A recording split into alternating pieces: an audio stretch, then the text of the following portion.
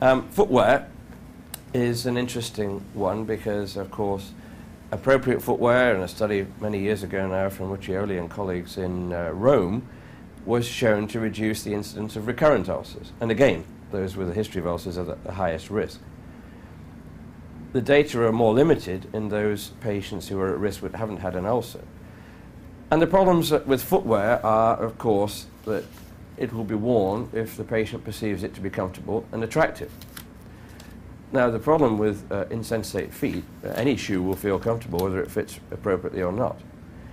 And therefore, if we give them custom designed shoes that don't appear to them to be attractive to the onlooker, they're unlikely to be worn because the patient perceives no problem because they've lost that gift of pain that Dr. Paul Brand referred to.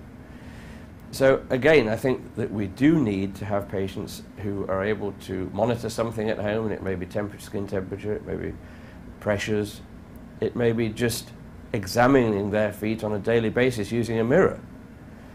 But we need to induce into that patient the realization of why doing this is so important.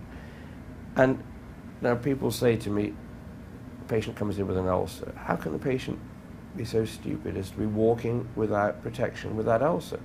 I say to them, it's not the patient that's stupid, it's the doctor, or the podiatrist, or the nurse, whoever. Because they have failed to perceive what it is like to live without the gift of pain. And therefore, it behoves us, as physicians, to try and understand from the patient what it is like to lose the gift of pain. And it's only if we understand that we will help the patient reduce their incidence of ulceration.